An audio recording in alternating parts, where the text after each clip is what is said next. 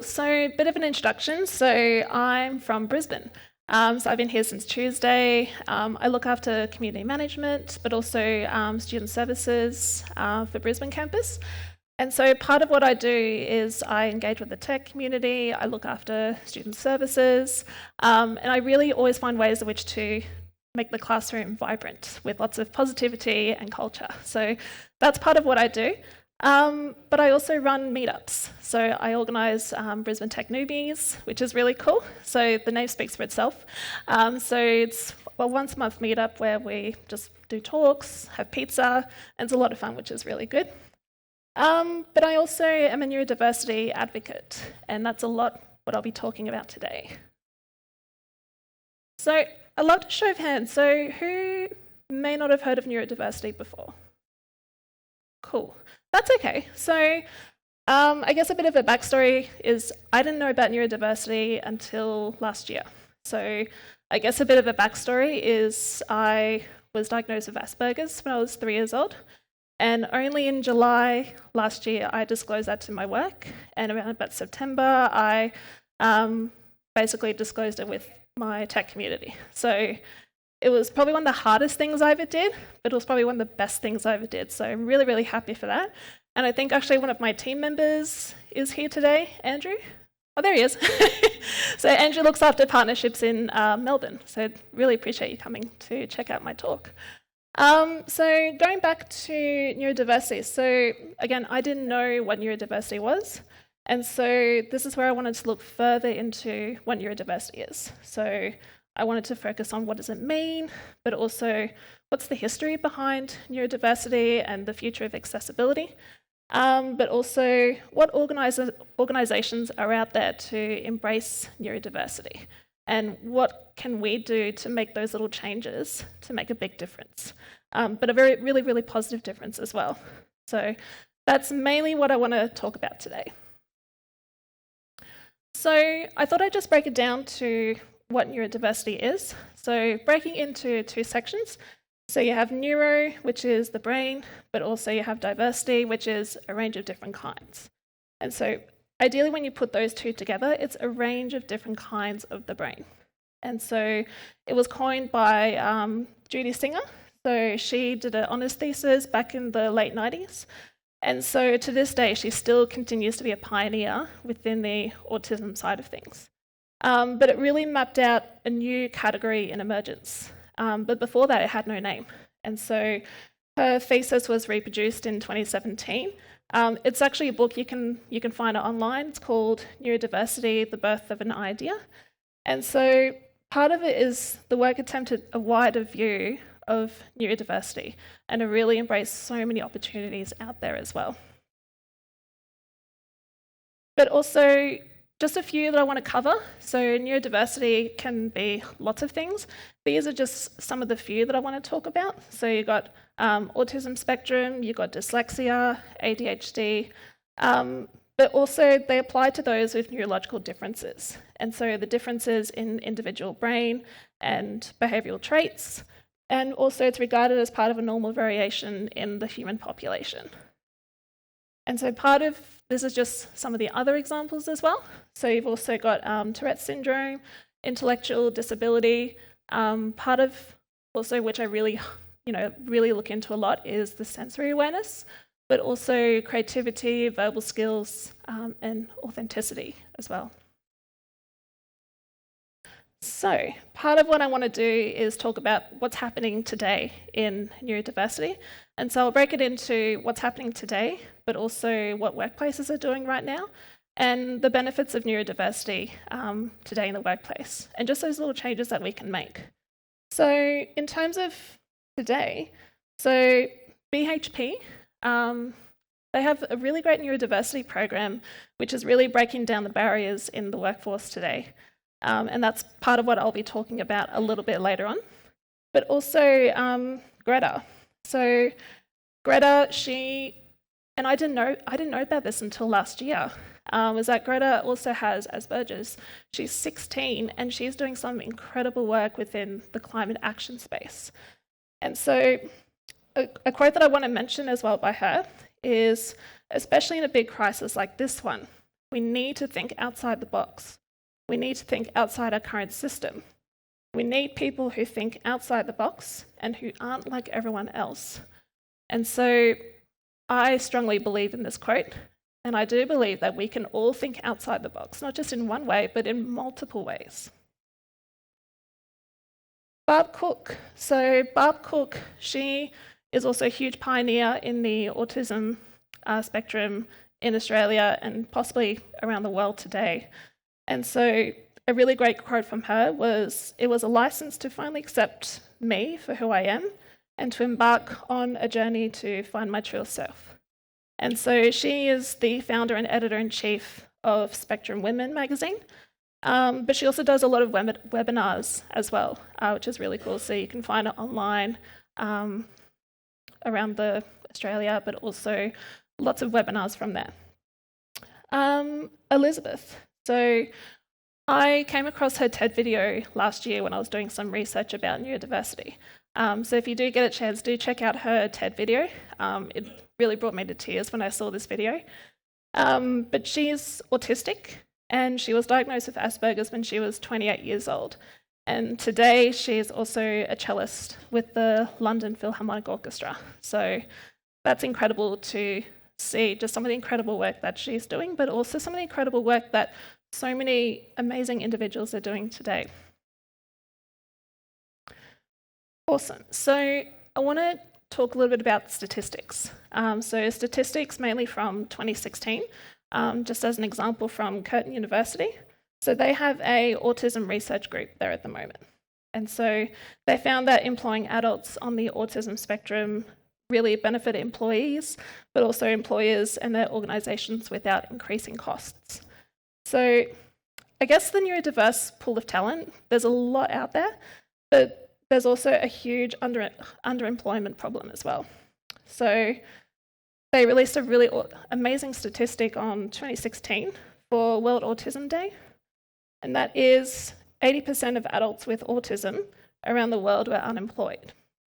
But in Australia, only 40.8% of people on the autism spectrum are employed. Now, that might seem like a small number, but to me that's a really big number. And there's a lot that we can do about that as well. And this was a statistics from ABS in 2017. And so they discussed the employment rate of people with autism spectrum disorders was around 31.6%. And so putting 2 and 2 together, it's more than 3 times the rate of people with a disability and almost 6 times the rate of people without a disability. So I guess my main point of discussion is that neurodiverse individuals, they want to be employed because they bring so much skills and so much benefits for workplaces, but also they have so much to offer as well. And what I'll be doing is I'll be talking about a little bit as to what they can bring and also what can workplaces do to encourage that as well. So like I mentioned, they possess incredible talents that companies need, but also most importantly is that there needs to be more inclusivity in the hiring process. So whether it's just making those little changes like flexible workplace, interview, sensory, there's so many ways in which we can make those little changes to make a big difference. And most importantly, it needs to happen now. So it can't happen tomorrow, it can't happen next week or 2 years. It really needs to happen right now. But the good thing is that there's a lot of change happening, particularly with some of the really amazing workplaces that's in Australia right now. So SAP, IBM, DXC Technology. So SAP, they have the SAP Autism at Work program, which started in 2013, and that focuses on hiring employees that are on the autism spectrum. And they've hired more than 100 people with ASD, which to me, that's really heartwarming to see that. But also IBM, they've got a neurodiversity program. And so they've got an innovation centre in Ballarat doing some really wonderful things within that space as well. And then you've also got DXC Technology. So they've got a Dandelion program, and they've placed 29 neurodiverse people in software testing roles for Department of Human Services. So again, that's really awesome to see that. So going back to BHP, so they also have a neurodiversity program, and that's in partnership with Autism Academy of Software Quality Assurance. And so they had 20 interns in 2017, and that's ranging from data science to software devs, testing, engineering, environmental safety. There's a lot out there, which is really cool. So it's giving those people a chance to do lots of things. And also Microsoft. I was really happy to see this. Again, this is something I didn't come across until last year, is that they have a disability and autism program as well. So that's really cool to see that. So I wanted to talk about these three as well. So they do a lot of job coaching. So Exceptional in particular, I used Exceptional once a week. So what I would do is I would have just catch-ups with them once a week, but just to see how I'm going, what challenges I came across, and what I was really most proud of. So that was really cool. And even just, 1 hour discussions, I really enjoyed just because I was able to, talk freely and just to be myself. Similar, Auticon, Thriving Now. So they do a lot within that space in terms of job coaching, but also counselling as well. So Exceptional, they're based in Sydney, but they've also just got an office in Brisbane, which is really awesome. Auticon, they're Australia-wide, but they're also primarily in the UK. And then you've got Thriving Now, which they have an office in Brisbane, which is really cool. So the benefits of neurodiversity in workplaces. There's a lot. And I really want to talk about just a few of those. So the biggest one is that they are capable of contributing powerfully to society in positive ways. And so every kind of mind is equally deserving of respect and value. And that's for everyone, even for everyone in this room. We all deserve that respect, that value, and we're all equal in just so many different ways. But also they possess incredible concentration, logic, and imagination and visual thought, but also the ability to think outside the box as well. So, for example, with dyslexia, around about 84% of dyslexic people are above average in reasoning, understanding patterns, evaluating possibilities, and making decisions.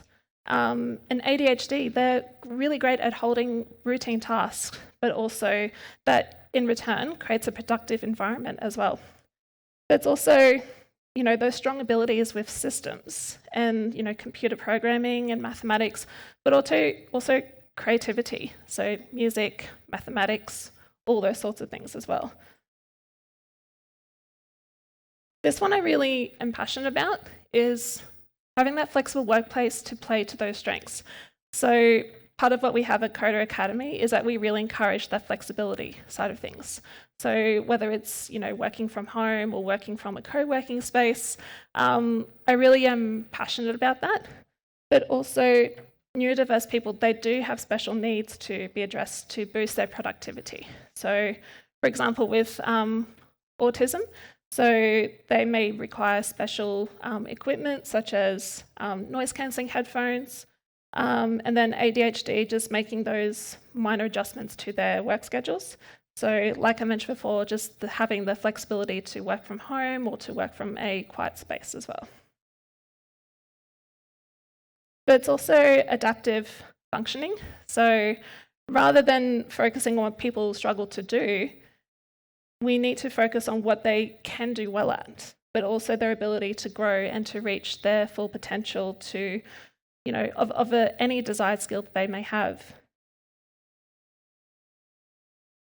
So my key takeaways. So this is predominantly from a company point of view, but I encourage anyone to perhaps think about some of these key takeaways.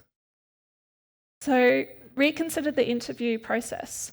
So whether it's, providing the questions in advance to the applicants, or sometimes the questions might come across as too broad or too ambiguous. But also, interview-wise, it can be, they might not feel comfortable doing face-to-face interviews, they might feel comfortable doing virtual interviews as well. So whether it's Google Hangouts, Zoom, all that sort of thing. Training managers to recognise and support those strengths. So, there we go.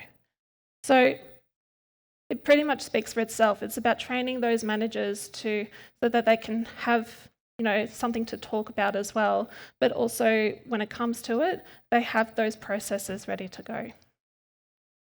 And it's very similar to training. It's about empowering through advocacy. So whether it's very much doing presentations or perhaps bringing someone in to do a presentation, it's just those little things. And organising regular one-on-one catch-ups. So this I truly believe in a lot. So by just having those regular catch-ups, even once a week, can really make a huge difference. And I particularly like that. It just helps me to get some feedback as well, to see what I'm doing right or perhaps what support I could have in place as well. So part of is that, and this is kind of my idea, which I'll talk about in my next slide, but it's about how diverse we are as humans. It's about acceptance and inclusion, but it's also about equality, so equal treatment, and that we are all unique in some way. It's just about knowing who we are as an individual and as a human, and we don't come in a one-size-fits-all package. I think that we're all unique in some way and many different ways. So this is essentially my idea of what the perfect world should be. It's about inclusivity, diversity, equality, and acceptance. So inclusivity is finding means to implement better programs for everyone. Diversity, it's about inviting organisations to embrace neurodiversity. And I want to finish off with this quote from what I was previously talking about before, is that we do need people who think outside the box and who aren't like everyone else.